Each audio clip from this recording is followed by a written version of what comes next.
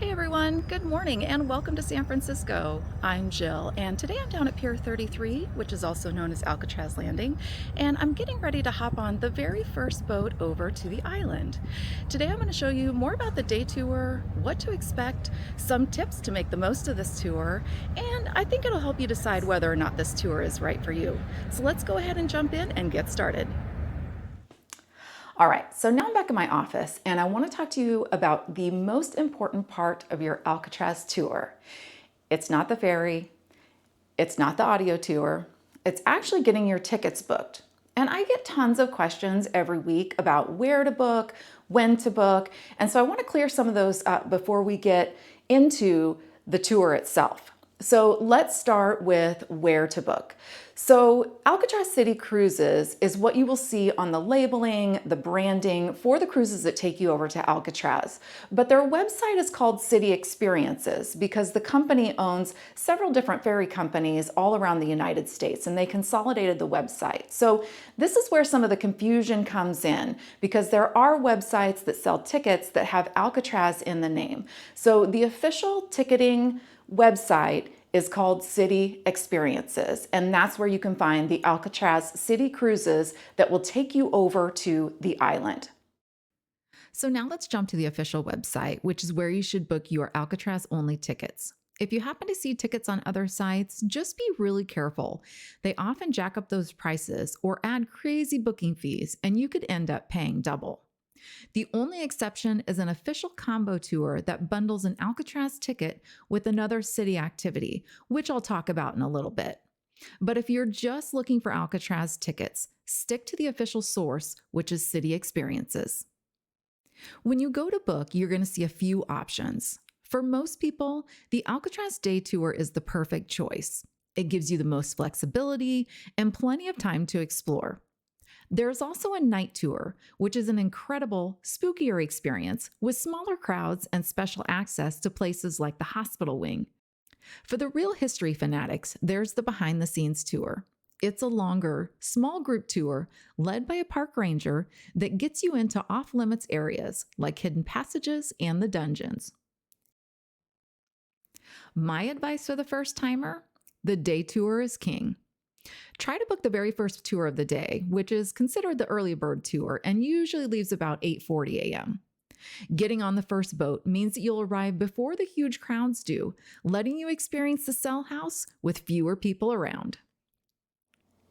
Even though they start selling the tickets to Alcatraz about 4 or 5 months in advance now, I recommend picking up your tickets to the island as soon as you know your travel dates to San Francisco.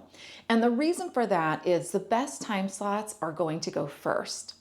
In addition, the best days are also going to go first. And this is especially important during busy summer months, during holiday weekends, or even when we have some big events such as big concerts, conferences, or other big events like Fleet Week that happen every year. So book as soon as you know your dates to San Francisco. And what happens if tickets are sold out? Don't panic. Keep checking the official website. Cancellations happen, and those tickets go right back into the system, so you might just get lucky.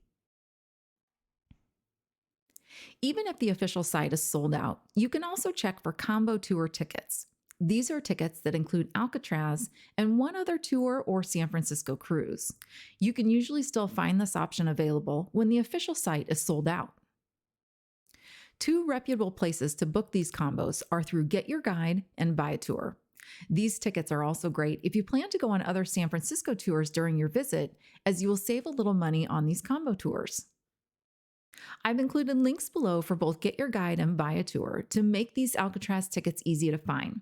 You can also use the QR code on the screen to head directly to Get Your Guide for all Alcatraz ticket options. The final option is to walk up to the ticket booth on the day that you want to visit and see if you can get lucky by grabbing a last-minute ticket. Don't use this as your first option, but it's another last-minute way to get tickets if you aren't able to get them online in advance before you arrive.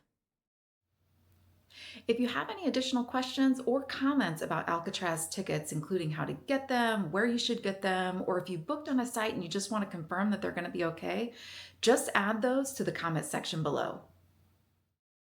Okay, you've got your golden ticket. Now let's talk about how you get here. All Alcatraz ferries leave from one place and one place only, Pier 33, also known as Alcatraz Landing. It's on the Embarcadero, San Francisco's eastern waterfront. Make sure you go to the right pier. Don't get it confused with Pier 39, or you will be in for a frantic walk. You need to be at Pier 33 at least 30 to 45 minutes before your departure. And this isn't a suggestion, it's a firm rule.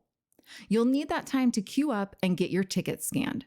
And remember, if you arrive late for your ferry, they will not let you on, even if the boat hasn't left yet. And if you do happen to miss your ferry, you have two options. One is to get in the standby line. This is only for those that have missed their ferry. The other option is to try to buy new tickets either online or at the ticket booth. Now for the classic San Francisco question, how do you get here? There are several ways to get to Pier 33 from Fisherman's Wharf, Union Square, and from places all around San Francisco. Public transportation is a popular and one of the best options. The historic F-Line streetcar runs right along the Embarcadero and stops just a short walk away. Just exit the streetcar at the Embarcadero and Bay Street stop. Several bus lines also service the area, and your best bet is to take the number 8. You'll get off on the final stop for this bus, which is at Kearny and North Point, and that's about a block away from Alcatraz Landing. Ride sharing with Uber, Lyft, or even a Waymo is another great choice. Just plug in Pier 33, Alcatraz Landing. Most of the hop-on, hop-off buses will also drop you off here. Find a link in the description below for the ones that offer stops at Alcatraz Landing. If you plan to drive, there are a few parking lots nearby, including one that's right across the street at the Embarcadero and Bay Street, and another about a block away at Pier 29.5. Just a few blocks away, you will also find 2 parking garages, one at 55 and one at 80 Francisco Street. They are across the street from each other and about a block or so away from Alcatraz Landing. The ferry ride from San Francisco's Pier 33 over to Alcatraz Island is only about 12 minutes long, but it is full of views. Your tour starts even before you reach the island. Once you pull away from the dock, pretty quickly you'll be able to see the Golden Gate Bridge and Alcatraz Island in full view. You'll also get some amazing views of the San Francisco skyline.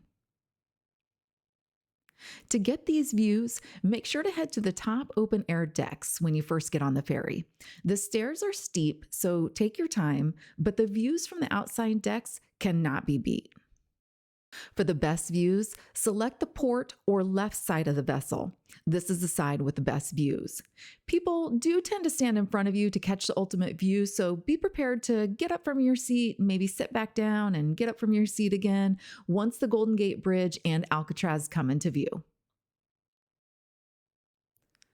A quick word of warning, no matter how sunny it is in the city, it's almost always colder and windier out on the water. Layers are essential. A windbreaker or jacket is a must, even in the summer, and you'll be glad to have it so that you aren't shivering. Also, there's no food sold on the island itself. If you need a quick snack, grab it on the ferry, but you can only eat it on the ferry or in the small little area right when you arrive at the ferry terminal on Alcatraz Island. I do want to warn you that area is not very clean because it's kind of where the birds are coming in and out because they see the food, so leave this as a last resort. And once you leave that area, only water is allowed on the rest of the island. An exhibit that's open all day today called the Big Lockup. When you step off the ferry, a National Park Service ranger will give you a quick but important welcome talk. They'll share information about the island, the audio tour, and crucially, the return ferry schedule. Here's your first pro move. Snap a picture of the return schedule with your phone. It's located both near the ferry dock on the island, but also at Pier 33 before you even leave San Francisco. Day tour boats return to San Francisco every 30 to 60 minutes, and you can take any of them back, so there's no rush, but you definitely don't want to miss that last boat back. After you are done listening to the ranger talk, you have 2 choices. You can either head straight up the hill for the audio tour, or you can hang back a bit, walk slowly up the hill, and then get your audio tour after the crowd dies down a bit. Now keep in mind, the next tour group is only a few minutes away, so don't wait too long before you head in for your tour. So one of the hardest parts of the Alcatraz tour is walking up the 4th mile ramp to get to the top. They estimate it's about 13 stories, but it is a ramp, so you're not climbing steps. But as you can see, even as a San Francisco local who climbs steps all the time, it makes me winded as well. But just know there is a shuttle. If you can't make this, if it's too hard to walk up the hill, there is a free shuttle that will take you to the top, but seating is limited, so you may have to wait a little bit for that shuttle. But let's keep climbing. Before you step inside for the audio tour, make sure to check out the details for that day's special programs and exhibits. There are usually 2 to 3 additional things going on each day on Alcatraz that you don't want to miss. Once you arrive at the main cell house, step inside to pick up your audio tour. This is the absolute highlight of the Alcatraz experience, the Doing Time Cell House Audio Tour. This is not your typical boring museum guide, though. It is an award-winning production, hands down one of the best audio tours in the world. It's included with your ticket and available in multiple languages. The moment you put on those headphones, you'll be pulled back in time. The tour is narrated by the actual men who lived and worked on the rock, including former inmates and guards. Their voices and memories fill your ears as you walk the same corridors they did.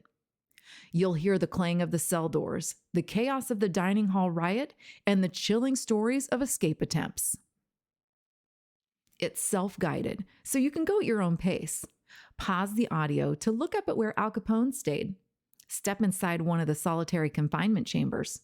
Or check out the few cells that are outfitted to look like a regular prison cell at the time, because you will see that many are empty today.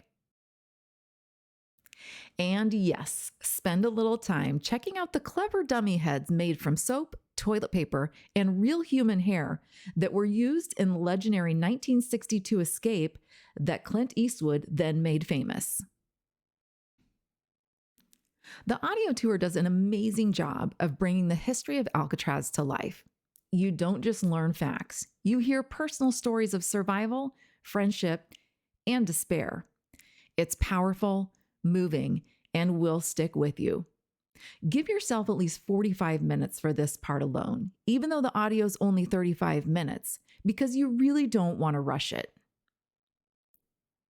While the Cell House tour is the star, your tour is not over when the audio guide ends. Alcatraz Island is packed with layers of history. First, double check your timing for one of the program talks. Some popular ones that you will often find on the schedule are talks about the escape attempts and what it was like for Al Capone as a prisoner on Alcatraz. The talks usually last about 30 minutes.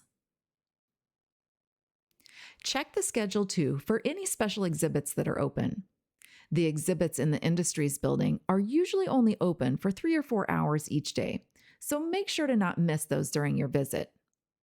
During the last time I was there, this area was open from about 11 a.m. to 3 p.m. They also featured 2 exhibits during my last visit. One was about the Indian occupation of Alcatraz, and the second was about how climate change is impacting the birds that frequent Alcatraz. If you didn't already, make sure to check out the gift shop, which features several Alcatraz and San Francisco related souvenirs. You'll find books, coffee mugs, and even some old posters. I love the snow globes that feature scenes of San Francisco and our famous fog. There's also a great long-running exhibit next to the gift shop about mass incarceration in the United States. It has several informational panels about why the U.S. has so many prisoners, what might lead someone into the prison system, and how our incarceration rates compare to those from other countries around the world. When you are done with these, make sure to stroll around the island to check out some of its old buildings and read the informational plaques to learn more about each one. While you can't get inside many of these buildings, you can find out what they used to look like and what they were used for when this was a working federal prison. I also recommend heading to the southern end of the island to check out the views of the San Francisco waterfront and skyline. It's also a great spot to take a few photos of the Golden Gate Bridge. On the southern end of the island, don't miss your chance to step inside the old warden's office, where you will find a mini museum about what it was like for the warden, prison guards, and their families to live on Alcatraz. And don't miss the gardens. For decades, they were kept by the families of the guards and even some inmates, a testament to the need to create beauty in the harshest of places. After years of neglect, they've been restored and add a surprising splash of color to the grim concrete and steel. Once you've explored the entire island, it's time to head back to San Francisco. The return ferries are first come, first served, so just jump in line for the first available seat. A trip to Alcatraz is so much more than a tour of an old prison. It's a journey through American history, a story of human spirit, and a chance to see some of the most stunning views of San Francisco. By planning ahead, you can turn a potentially stressful day into a seamless and unforgettable experience. Well, that wraps things up on this video about the day tour to Alcatraz Island. I hope you found some great tips and information to help you decide if this is the right tour for you. Make sure to hit the like and subscribe buttons below if you want more great travel tips about San Francisco every single week.